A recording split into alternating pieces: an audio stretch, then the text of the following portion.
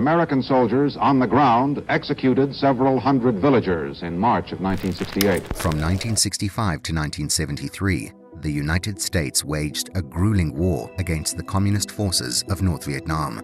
The conflict was a brutal guerrilla war where young American soldiers were sent far from home to fight an enemy that fought unlike anything the US military had seen before. The Vietnam War remains controversial to this day. Some argue it was a justified defense of South Vietnam against Northern communist aggression, while others argue it was an unjustified war of US imperialism driven by Cold War anti-communist hysteria. What all can agree upon is that the war resulted in the deaths of millions of people, a large portion of them civilians killed by the United States. Of all the civilian deaths caused by the US, there were none more infamous than the stomach-churning events of the My Lai massacre on 16 March 1968, which took the lives of 504 innocent civilians, including women and children. By 1968, the Vietnam War was going badly for the Americans. The Tet Offensive, launched by the North in January 1968, had strained America's military might and shattered US morale at home and abroad. Desperate to reclaim the initiative, the US launched a series of counteroffensives to push back the communist enemy. One target of this counteroffensive was Quang Ngai Province, specifically the village of Sun My. Sun My was made up of several smaller hamlets, including My Lai. For the sake of simplicity, we'll stick to the more famous name of the whole village, My Lai. My Lai, nicknamed Pinkville by the Americans because of its communist sympathies, was believed to be a hotspot for Viet Cong, VC. US intelligence claimed that the VC was active in the area and the village was essentially a communist outpost. In March 1968, Task Force Barker was assembled to deal with My Lai. The task force was made up of soldiers drawn from two companies, Company C, 1st Battalion, 20th Infantry Regiment, and Company B, 3rd Infantry Regiment, 11th Brigade, 23rd Infantry Division. For simplicity's sake, we will call them B Company and C Company. There was also an A Company, but their role in events was relatively minimal. C Company was commanded by Captain Ernest Medina, with his second in command being Lieutenant William Kelly. C Company had entered Vietnam in December 1967 and, despite not seeing direct combat, they had lost 28 men to booby traps and landmines by March of 1968. On March 15th, C Company held a memorial for a much-beloved sergeant who had been killed the previous day. The soldiers were angry, frustrated, and craving revenge. And soon enough, they would try to take it. That evening, Task Force Barker was told that they would be attacking My Lai in the morning. C Company would enter the village proper, while B Company secured another nearby hamlet. A Company would be watching for fleeing VC outside the village. Captain Medina told C Company that they were expecting heavy communist resistance, which would leave them outnumbered 2-1. Medina also told his men that the civilian population would be leaving for market at 7 a.m. the next morning, and so everyone who remained was to be considered an enemy. There is no clear picture of what happened at the briefing. Some soldiers claimed that Medina was asked what to do if women and children were found. Supposedly, their orders were to kill any combatant or suspected combatants they came across. One soldier claimed that Medina told them, "They're all VC, now go and get them." Another one claimed that Medina told them their enemy was anybody who was running from us, hiding from us, or appeared to be the enemy. If a man was running, shoot him. Sometimes, even if a woman with a rifle was running, shoot her. As chilling as this might sound, it was not unusual. Many soldiers and observers noted the casual attitude to violence against civilians among American soldiers. Body counts were king in Vietnam. A higher body count meant a combat unit was more effective and more well-liked by command, so it was common for civilians to be counted among the enemy dead. Regardless of what was actually said, the soldiers understood what was meant. Rifleman Bernardo Simpson, remembering the briefing years later, knew what they were being ordered to do. "We were told to leave nothing standing. We did what we were told, regardless of whether they were civilians." At 7:24 a.m. on the 16th of March, artillery shattered the peace of the Vietnamese countryside. Shells rained down on a shocked and unsuspecting civilian population. Between 7:30 and 7:37, C Company were inserted by helicopter into the hamlet of My Lai. Nearby, A helicopter crew engaged 4 suspected combatants outside the village. They would be the only potential combatants encountered by the Americans for the whole day. Intelligence had dropped the ball. Not only were there no fighters, only 1 weapon was recovered from the entire village, but the civilians had not gone to market either. Shaken by the bombardment, the civilians cautiously welcomed the American GIs. The Americans rounded them up and assembled the civilians in common spaces around the village. It seems that the My Lai residents did not suspect that anything was wrong. Accounts vary on what happened next. Apparently, without any warning, one of the US soldiers stabbed a civilian with a bayonet. Like sharks smelling blood in the water, the rest of the US soldiers quickly followed suit. Gunfire erupted. Screaming tore through the village, and the massacre began. The Americans acted without mercy. They tossed grenades into bunkers to kill cowering civilians. They shot anyone they came across, speared them with bayonets, or burned them in their homes. No one was spared. Women shouted, "No VC," to no avail. One private recalled seeing women throwing themselves on top of their children to shield them.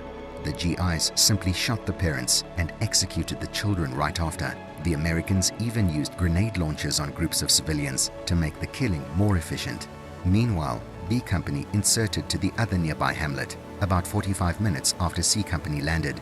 Although less well recorded, they committed a similar massacre, killing between 60 to 155 people in the following hours. One group of between 20 and 50 civilians was led to a dirt road just outside My Lai, where they were executed en masse. One witness of this was US Army photographer Sergeant Ronald Haberly. Haberly had been sent in an official capacity, but horrified by the action, he also took photographs with his personal camera. These photos would become legendary and played a key role in exposing the massacre years later. Some of his most famous photos show groups of terrified civilians tied up moments before execution. Others show the aftermath, with the bodies of women and children lying dead on the ground. Haberly vividly remembered seeing an injured boy walking in a daze. He'd been shot in the arm and leg already.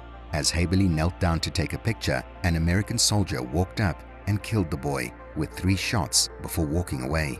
Conspicuous among the killers was C Company's second-in-command, Lieutenant William Kelly. Many men claimed that Kelly had been the one to give direct orders to shoot civilians. Kelly had 70 to 80 civilians rounded up and marched to an irrigation ditch east of the settlement. Kelly then ordered his men to execute them. Kelly himself set his rifle to full auto and didn't stop until every civilian was dead. Rape was also a feature of the massacre. At least 20 women and girls were known to have been raped, although the actual number was probably higher. One particularly brutal rape involved a woman who was raped just after the soldier shot her children. The massacre lasted for hours. One specialist, Bernardo Simpson, claimed to have personally killed or mutilated 25 people. One soldier called it just like a Nazi type thing. Some soldiers did not take part in the violence. However, none of C Company attempted to protest or oppose the massacre. Through it all, only 1 shot was fired at an American soldier by an American soldier who shot himself in the foot as an excuse to be withdrawn from the scene. To some, an honest attempt to avoid war crimes. To others, a cowardly attempt to save himself while doing nothing to stop the killing. Fortunately, there were 3 soldiers involved in the operation who showed bravery and humanity. A helicopter crew composed of Warrant Officer Hugh Thompson Jr., Specialist Lawrence Colburn, and Specialist Glenn Andriotta were horrified and attempted to intervene to save the civilians. They spotted one woman in a field. She had been injured and was attempting to flee. The helicopter crew radioed for help but got nothing.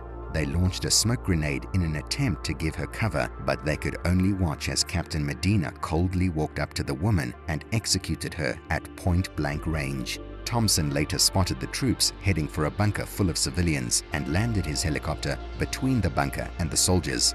Leading the troops was none other than Lieutenant Kelly.